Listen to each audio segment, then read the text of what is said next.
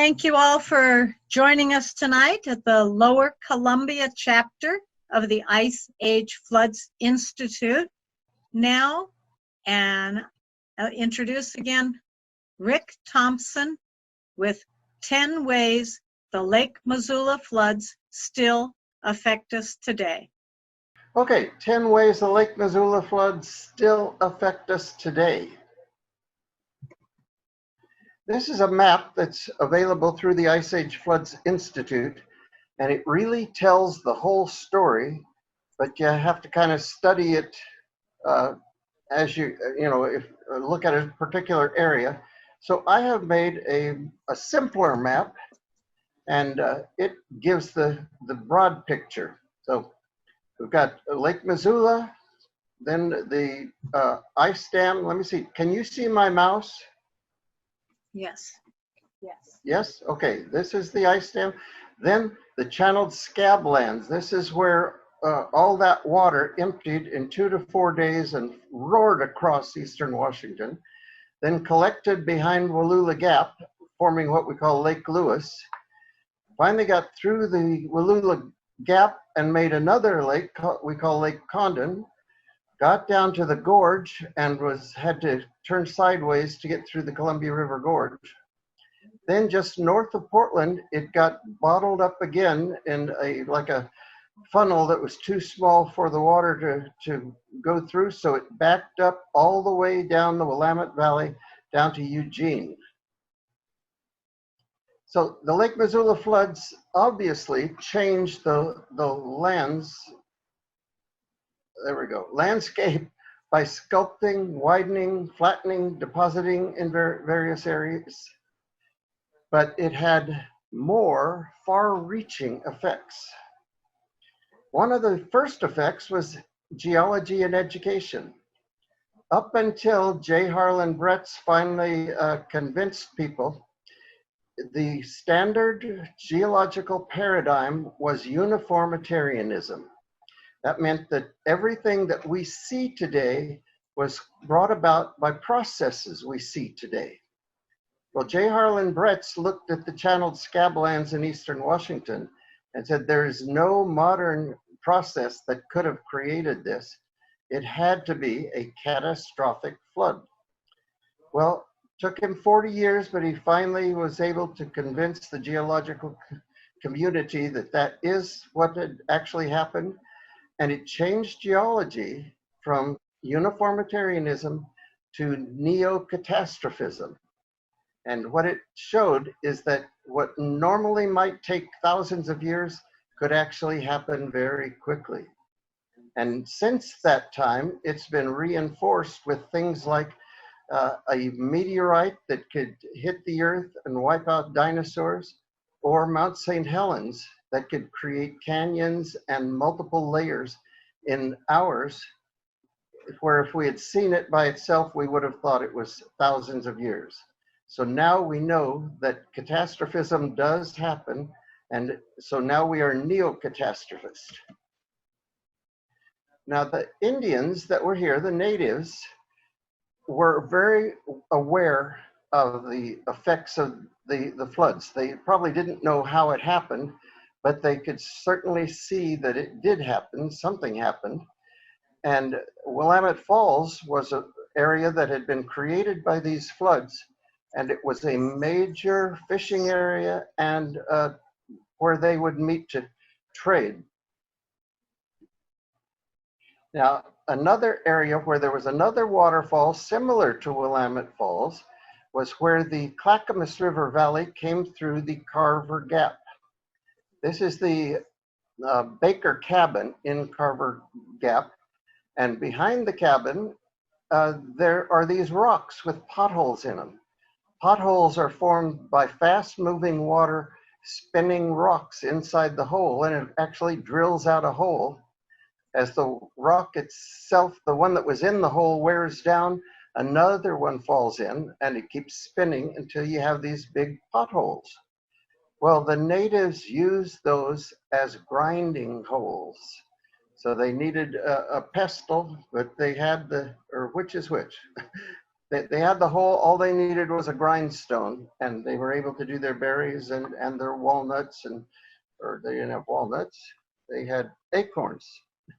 But also the floods brought other materials that they could use, and that is granite. This is a net weight made out of a pink granite brought here by the Ice Age floods.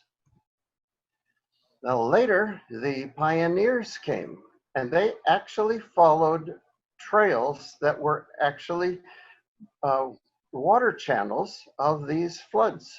So they're actually walking in what used to be the water channel. Now the goal of the Oregon Trail was the Willamette Valley. One of the reasons why was because how rich they thought it was. Robert Stewart, an employee of John Jacob Astor's Pacific Fur Company, said in 1811, the Willamette Valley, he said of the Willamette Valley that it was delightful beyond expression and the most beautiful landscape in nature. They said it could grow anything. In fact, the pioneers called it Eden's Gate. Willamette Falls was the end of the Oregon Trail. That was where people came when after they traveled 2,000 to 3,000 miles, they finally made it to Willamette Falls, which is where Oregon City is now. Willamette Falls is the second largest waterfall in the United States by volume, Niagara being the first. It's the site of the first paper mill in the Northwest and the first long-distance commercial electric power transmission in the United States. It also had a lumber mill, a woolen mill, some other kind of mill. I forget what the other one was. Paper mill, maybe? I don't know. Anyway, these floods also affected transportation. Now, the natives would follow animal trails. The animals tried to find the levelest trail that they could find, so they followed flood channels. Well, then the Indians followed the animal trails. The pioneers followed the Indian trails. The early roads followed those same trails, and modern roads follow the same trail. They may not be in the ruts of the other, but they're following through the same pathways. This is a picture. The picture on the right, of course, is the old highway. But on the left is a picture I took from the river, and it shows 4 different means of transportation. First is the old highway. Second is the new freeway. Down below is a railroad with a train coming out of a tunnel. You can just barely see it. And then the fourth is the river, where the river boats and barges, etc. travel. So we have 4 different kinds of transportation in the same picture.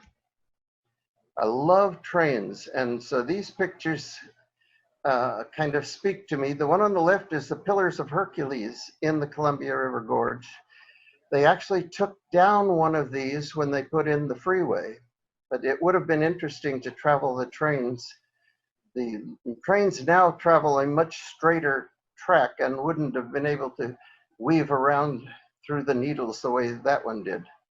On the right is the Deschutes River, and that is the big boy trains, one of the biggest steam engines ever built, and it was on the railroad in the Deschutes River Canyon.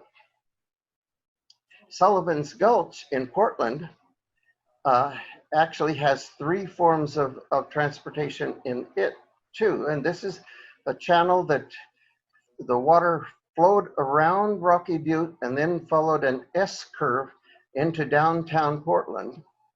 And this is the site of the old railroad tracks, the Banfield Freeway, and now light rail runs through that same channel. It's not in this picture because the picture was taken before the light rail was built. Now, airports were also affected in that you put airports where it's already flat. So the Portland International Airport is built on the floodplain of the Columbia River. And the first airport in Portland was Swan Island across from downtown Portland. And it was made flat by the Ice Age floods. Now it's no longer an island anymore because they've blocked off the lower end, but it was an island and it was the first airport. Shipping transportation. The mouth of the Columbia River was considered the most dangerous crossing the bar in the world. It was called the graveyard of the Pacific because so many ships floundered trying to get into the Columbia River. This was due to the massive amount of sediments that was carried and deposited there by the Lake Missoula Floods. There's still today so much shifting sediment that one must have a river pilot to bring a ship across the Columbia River bar. Now, I know this from personal experience because the last time I tried it myself, this is what happened. So actually it's Peter Iredale, but this is a map showing the Pacific Ocean off the coast of Oregon and Washington, and the little brown line there is where we have tracked Lake Missoula flood sediments. It was about 100 or more miles off the coast and then traveled all the way down to Northern California. Right there's the Columbia River bar that was considered so dangerous. In the river itself, it affected and still affects today the shipping because you have to stay in the deeper areas. And at Cape Horn, it's the deepest area in the whole river. And that's because the floods hit directly on those cliffs carving it. Now you don't see it, but there's a railroad track that cuts through Cape Horn. So on the lower picture, it starts over here on the, whoops. Starts over here where it enters the tunnel and then comes out way over here where it comes out of the tunnel. The aggregate industry. This is the rocks that are used for construction and also used for river jetties and breakwaters and that sort of thing. This is a map basically of what we called the Portland Delta, where the water had sped up through the gorge and then broke out into the Portland, Vancouver area and dropped its massive amounts of sediments. And some of these are up to 300 feet high. Here's what we call the Portland Delta. The black lines show the water coming through and beginning to slow down. This is the gorge itself. So you see in the middle is a map of the Columbia River Gorge. On both the north and the south banks of the Columbia River are gravel beds that were left by these floods. And if you look at some of the altitudes, 350 feet, 730 feet, 720 feet, now that's above sea level, but the river is from about 30 to 100 feet going through there. So the deepest would have been about 630 feet above where the river is now. These floods deposited an enormous amount of gravel. The Alameda Bar in Portland is approximately 11 miles long and 200 feet high. On the east end, it's large boulders, and then it fines out to the west end, it's just sand and silt. Now, many of these gravel operations are still working the same pit that they've worked for decades, and even in some cases, 100 years. So mining operations are very visible in this whole area. This is called the Fisher Pit.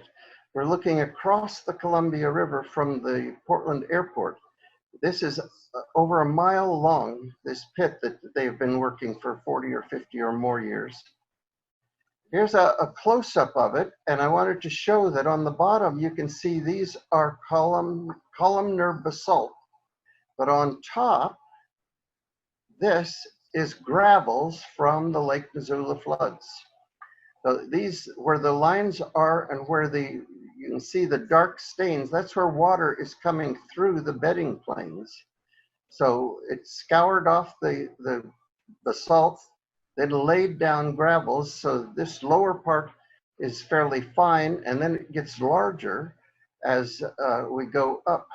So we have gravel and basalt. This is Lake Oswego in southeast Portland. The water came from the gorge, which was over here, came across the Portland area, and then scoured out Lake Oswego. There was probably a creek or something there before, but it reversed course and created the lake as it scoured the gravel out. Then, just like in the Portland Delta, once it could break through and slow down, it dropped gravel again in a delta there.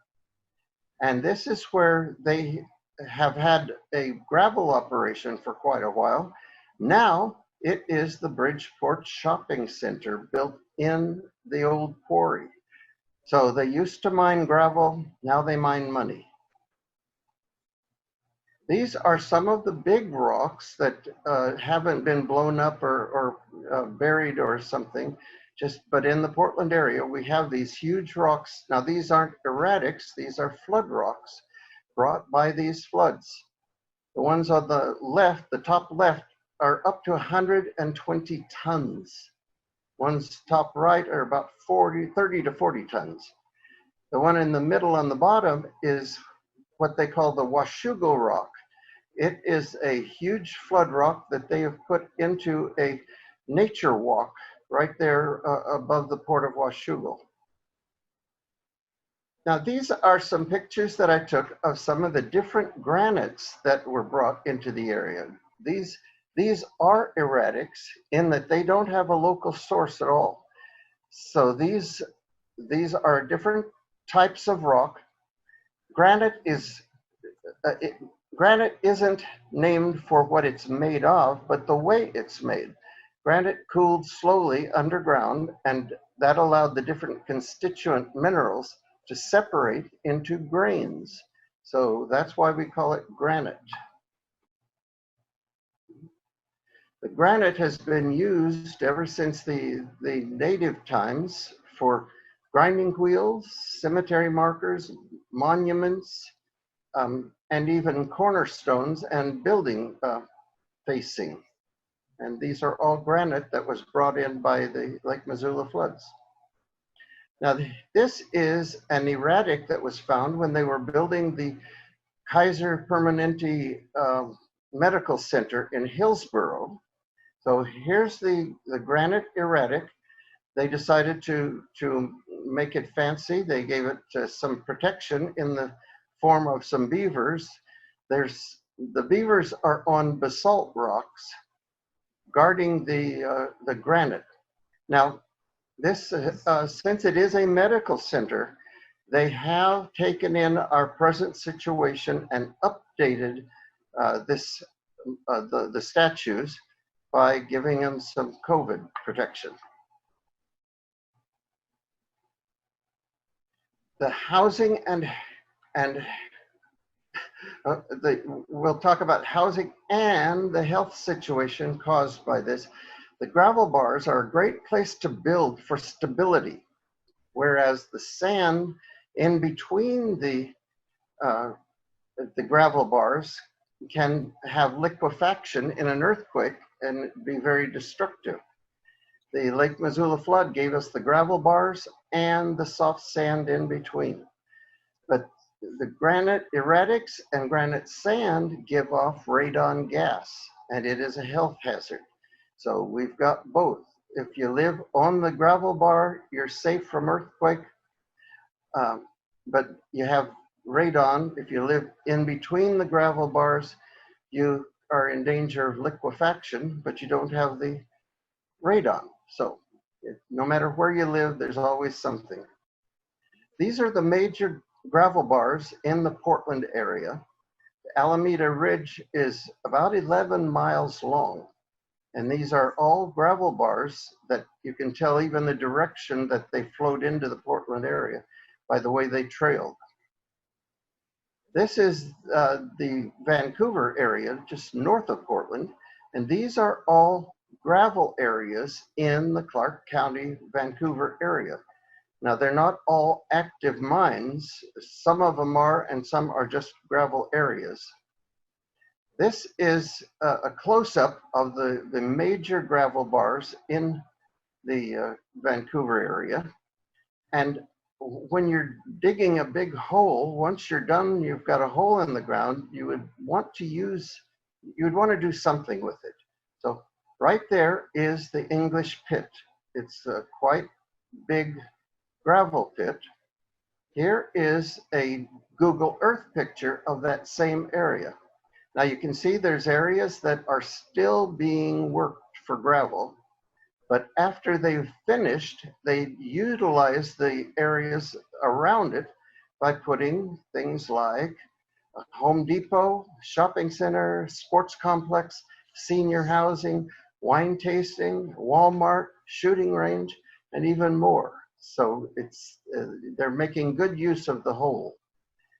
In Northeast Portland, this is just one small neighborhood where these flood rocks are found. Now, if you've got them in your yard, you want to do something with them, so people get creative. Some people are more creative than others.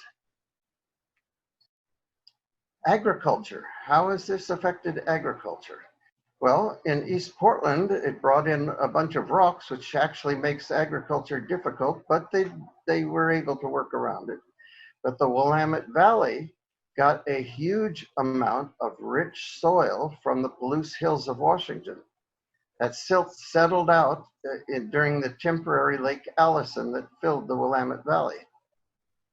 Here's a map of the Willamette Valley when it was full of the deepest of the Ice Age floods. So the Willamette Valley has been known from before the Great Migration to be extremely fertile. Today it produces over 170 different types of crops and livestock items. Now the wine industry is fairly new, and most of the grapes for wine are grown above the 400-foot level, which is how high the Missoula flood waters became. But some are grown in that rich soil. It just takes an art to produce wine when the soil is so rich. Now, some wineries actually advertise their Lake Missoula flood erratics. These three pictures are all from left coast down to the west of Salem. We found over 25 erratics that are larger than a basketball, and you can see the one is very large. They didn't know what they were, but they thought they were pretty, so they put them in their landscaping. There's other erratic wines around the area and around the United States. The Woodward Canyon is a winery in the Walla Walla Valley, and they have an erratic, so they call it the Walla Walla Valley Erratic Wine. And the one on the right, the erratic Chardonnay, I'm not sure who produced that. The two pictures below are actually from Ontario, Canada. This winery had a huge erratic. You can see the man standing on it. So they called it the erratic wine. Recreation is also an area where we're still feel these effects. The floods sculpted the area, leaving areas of bare rock and waterfalls and cliffs, and also streams, boulder deposits, and breathtaking vistas to enjoy. This is actually the Catherine Creek area. Rock climbing is a favorite in the Northwest. These are called the Needles up in Frenchman Coulee in eastern Washington. They're considered the largest basalt columns in the world. And the interesting thing is there is just one row of them. All of the others even though they were that huge, were washed away by these floods, leaving a single row that we now call the Feathers. Other rock climbing places, here in Portland, we have Rocky Butte. The northeast side of Rocky Butte was hammered by these floods, leaving a 300-foot cliff, which is a favorite for rock climbers. In the Columbia River Gorge, we have a 650-foot high rock called Beacon Rock, and it is actually a favorite climbing spot. They say it's safer to climb rather than to rappel down because people have been killed trying to rappel down. This is the throat of an old volcano. The sides of the volcano were more vulnerable to the force of the Lake Missoula Floods, so it washed away everything except the hard inner core. Broughton's Bluff in Lewis and Clark State Park, this is where the water broke out into the Portland area, and it actually scoured off the side of the volcano, leaving the cliff for people to climb. The trees tend to hide the area, but there actually is quite a high cliff that they can climb. Now, for walking, hiking, and cycling, one of the favorite places is the Springwater Corridor. This used to be the electric train right-of-way because it was nice and level, where it actually cut around southeast Portland all the way down to the Willamette River. Well, we don't use it for railroad tracks anymore, so now we have a hiking and biking and cycling trail. There's actually 25 miles of trails around Portland, many of them in Lake Missoula flood channels like this one. In the Columbia River Gorge, we have trails that used to be the scenic highway. It's no longer in use, so they've turned it into a hiking, biking trail for people to use. Right now, most of it's closed because of the fires that we had a few years ago, but hopefully we'll get it all going again. And you not only get to hike or use the old highway, but you get to enjoy the Columbia River Gorge scenery. There's some more, the trail on the left is at Catherine Creek in the East Gorge. This is a paved, wheelchair accessible trail of about a mile. It's a figure eight, so you can take a half mile or you can take the longer one and see some beautiful things, including waterfalls. The waterfall on the right is behind the Columbia Gorge Hotel. The Indian name for it is Wagwingwin. When they built the hotel, they just funneled the creek around the hotel and let it drop over the side of the cliff. The waterfall on the left is Dog Creek Falls on the Washington side of the gorge. Other waterfalls on the Oregon side, we have Lateral Falls, Multnomah Falls, and Waukena Falls, as well as a whole bunch. We actually have the highest concentration of waterfalls in the United States, right here in the Columbia River Gorge. Now, down at the lower end of the gorge, we have flood channels that are now greenways for hiking and biking. So in Vancouver, this is the Burnt Bridge Creek Greenway. And if you look in the lower left of the picture, you'll see why it got the name Burnt Bridge Creek. Salmon Creek, just a little bit north of Burnt Bridge Creek, is actually a little larger. It's about 8 miles long and quarter-mile wide or so, with 300-foot sides. Down in the southwest of Portland, we have hiking trails within parks, and in this case, a scabland, the Camisea scabland in West Lynn in April when the camas flowers are in bloom.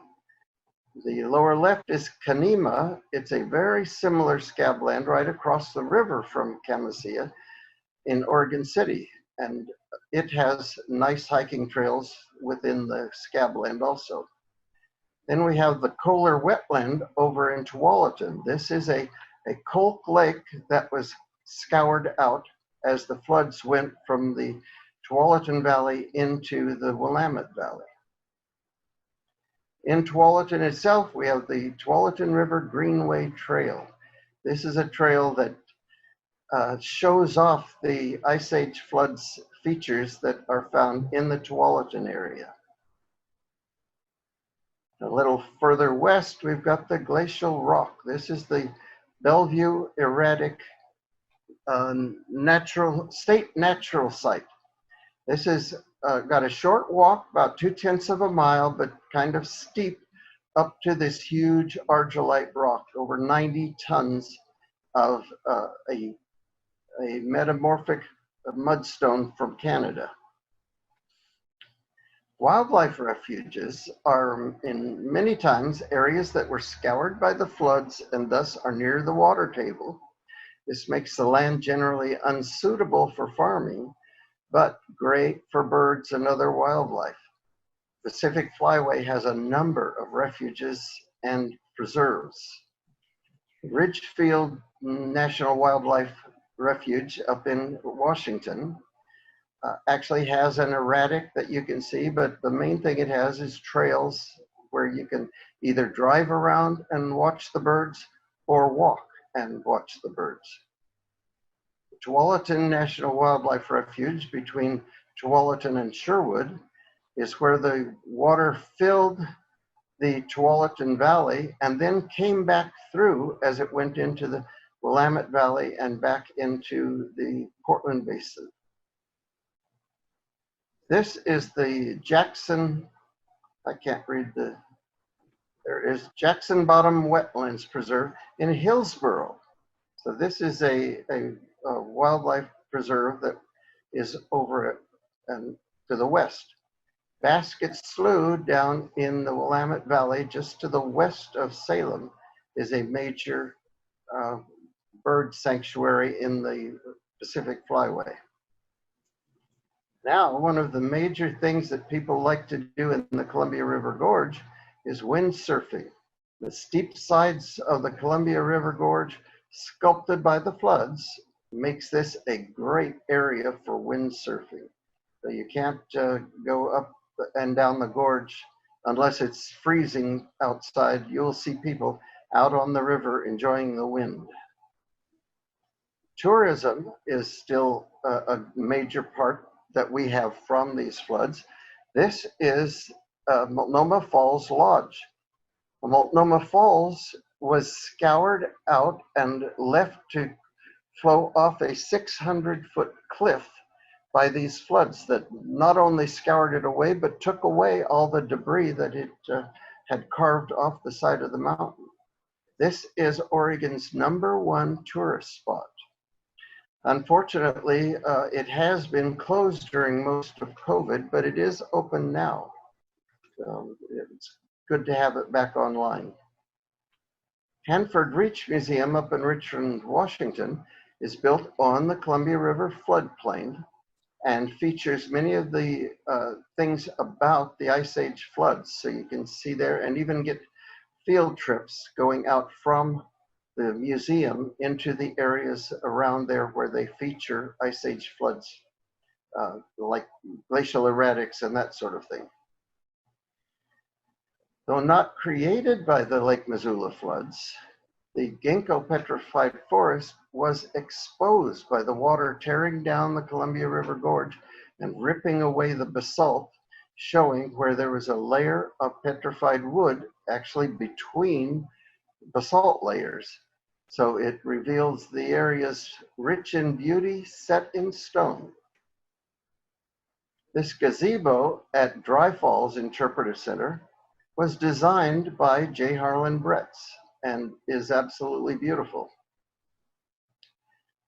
Columbia River Gorge Discovery Center in the Dalles features Ice Age floods displays. They have a huge painting by Stivelminski, and across the river you can see gravel bars left on the side of the hills by the floods. Now, in the future, we're going to have, it already exists on paper. This is the Ice Age Floods National Geologic Trail. It exists on paper, and in some places you can actually see and drive or bike or canoe parts of it. So it's an exciting thing coming online. And the Ice Age Floods Institute is partnered with the National Park Service to make this Ice Age Floods Trail open to the public and let people know what there is here and why it's here. I will bring this slide back later if you want to write down these websites. And the Ice Age Floods website has lots of information that you would glean a lot from. Now, along that trail, eventually we will have lots of signs like this in the path of the cataclysmic floods. So people will finally have a real good education on what they're actually seeing in front of them. So it's a very nice thing that's coming online. And if you want to be part of it, please join the Ice Age Floods Institute, and you will actually be part of bringing this trail to the front. Now, all of this information and a whole lot more, 25 years of information I put into my book, Gigaflood, the largest of the Lake Missoula floods in Northwest Oregon and Southwest Washington. It's now in full color and written for the layman. You don't have to be a geologist to understand this. I also put together a DVD of pictures that I took over Southeast Washington, viewing the scablands from the air. And if you want to do your own field trips in this area, we have 7 drive guides that tell you where to go, where to park, what to see, what you have to do to see it, and telling the whole story that you can actually get in your car and drive yourself and see these places and take as long as you want in order to do it.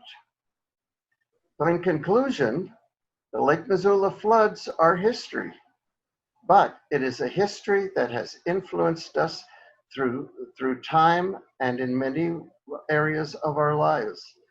And it is one of those events that refuses to stay in the past, but still affects us every day.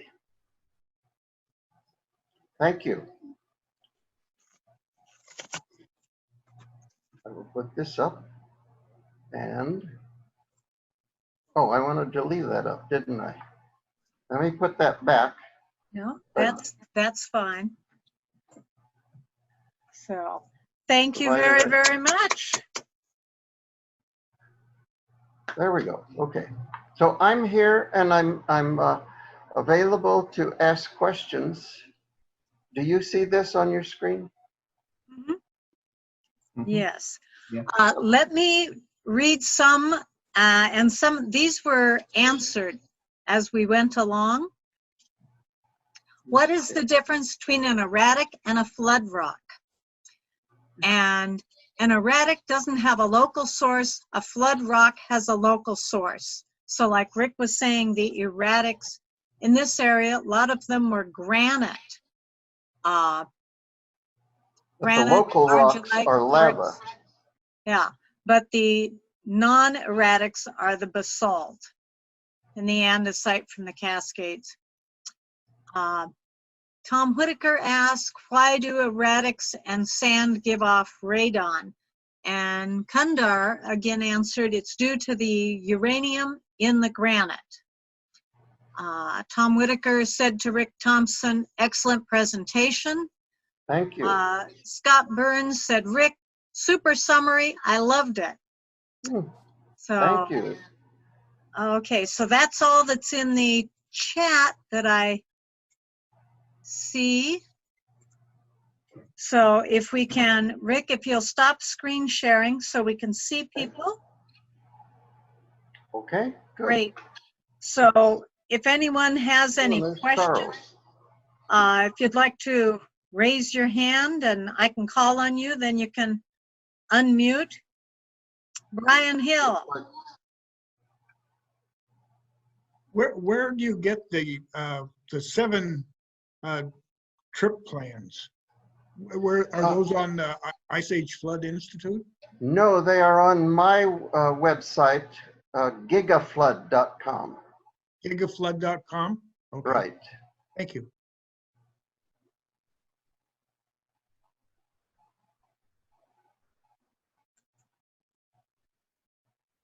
Is Mary Lewis on here? I wanted to thank her for the beavers wearing the COVID mask. Alice Faye, you had a question. Here it comes. Okay. With all we read about climate change, are there places that scientists are watching? You know how the ice age floods happened because the ice bridge gave way or retreated.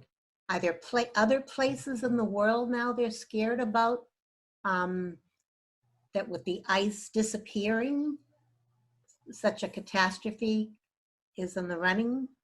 There are small ones. In Alaska, they've had several where a glacier will actually block a stream and then eventually give away catastrophically, but they're very small. Nothing like the Lake Missoula floods. And other than that, I'm not aware of any areas where they're actually watching for these things, but they probably are. They're watching the glaciers and Antarctica, but I haven't heard of any glacial lakes or catastrophic floods down there either. So as far as I know, there's none. Jean, do you have anything to add to that? Jean Keever? No, there isn't any situation comparable to glacial Lake Missoula. We need an advancing ice sheet in order to accomplish that kind of thing. So I'd worry about your sea level right now. That's the next thing that's going to be a flood, but it's not going to come very rapidly. Thank you. My understanding was that in Iceland, they're having ice dams that could cause potential flooding. Is Scott still on? I did not see him. Scott Burns? He's been to Iceland a number of times, leading trips up there. Is well versed on it. Those are all local floods. Yeah. The Icelandic ones. Yeah. On our website, there is Scott's talk that he gave a month or so ago. Is it on Iceland? No, I think it's on it's on Antarctica, the glaciers on Antarctica. So it's an interesting talk. And you can find it just www.gigaflood.com. How about Greenland? You know, I don't know a thing about Greenland. I mean, they have a bigger glacier and they're melting. Jean, would that still just be a local? Yeah. It's, the whole island is covered with glaciers. I saw it somewhere on public television. I was thinking Iceland, but Greenland is the one with the more ice. Anyway, it would be bad. Yeah. Somebody. Well, the ice is disappearing on Greenland, and it's one of the fastest glaciers that we're losing. And so that could be, we're talking feet above sea level,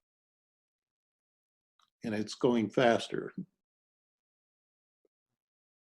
but not local floods. Okay? We don't envision that. It's just a matter of melting the ice that surrounds it, and then the big glaciers start coming in from the interior, and that's all new water that's going to be coming into the oceans. So the oceans are going to gain volume, and so it's got to go somewhere. Well, will that change the salinity of the oceans? Good question, but I don't think so. It may have some temporary effect, but it'll all mix together. And the volume of water in the oceans greatly exceeds the volume of water that's going to be coming in, even though Yeah.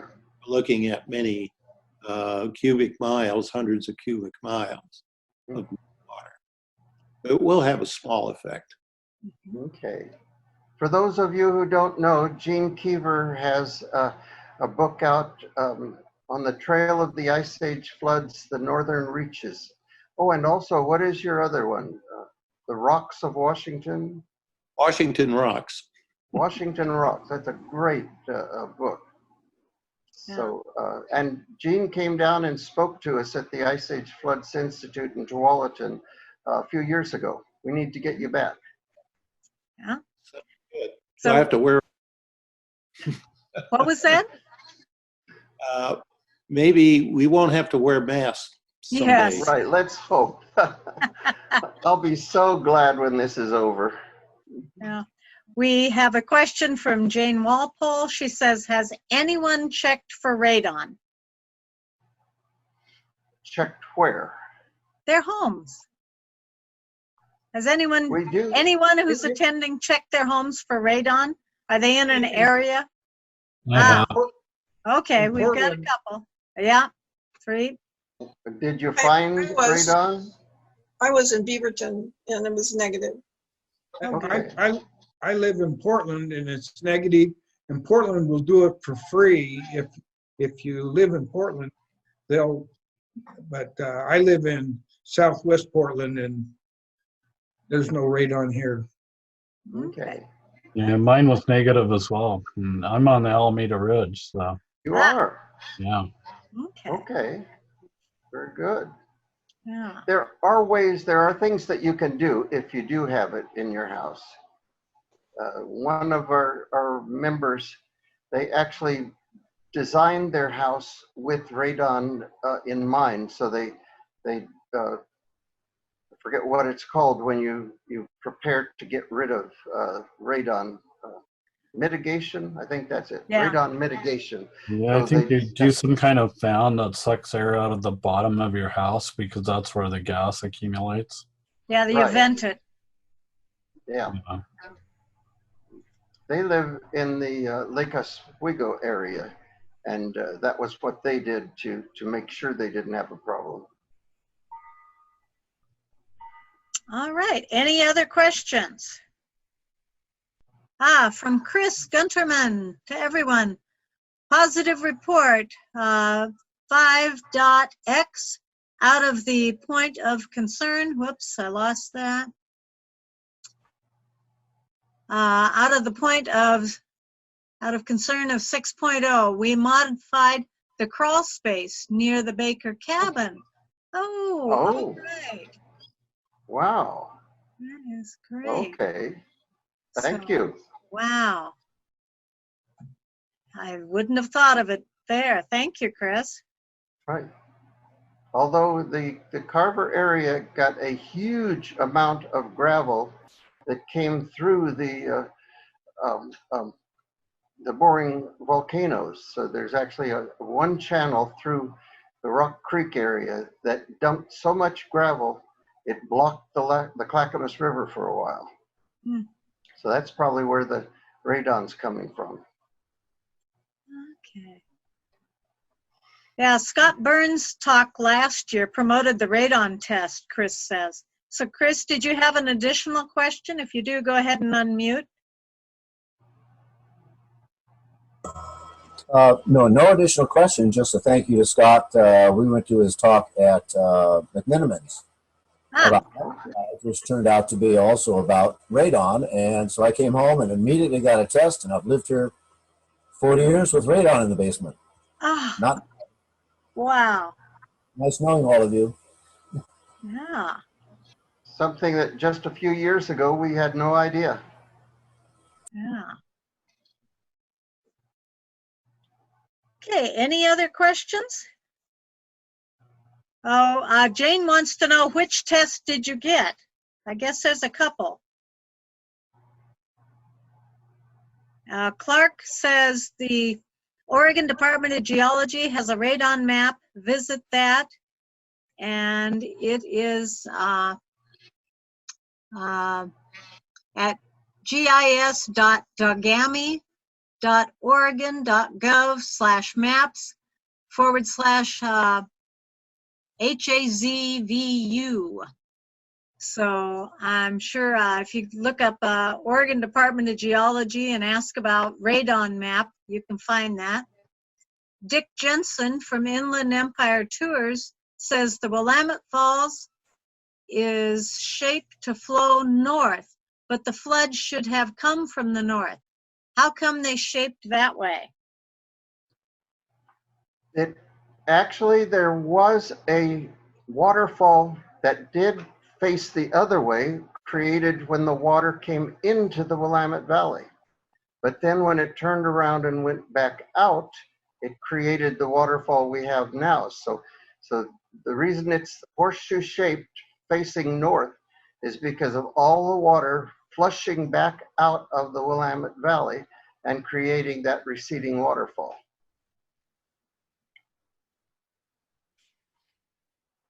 Does that answer that?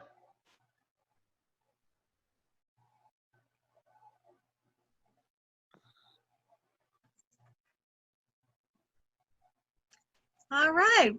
Well, thank you, Rick, very much. We appreciate you giving this.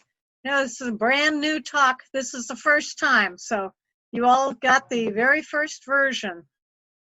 Oh, and Jerry's thank giving you. applause. Oh, thank you. There's a thumbs up. I love it. Another thumbs up. Thank you very much. You guys are great. Yeah. Hope we can see you in person pretty soon. Good. Be safe, everybody. Yeah. Now, next month, October 15th, we will have another Zoom meeting. It will be David Osborne, and he is from the Oregon Humanities, and he will be talking about the meaning of climate change. So we hope to see you on the 15th. Thank you so much for joining us. Good night. Thank you again. Thank you very much.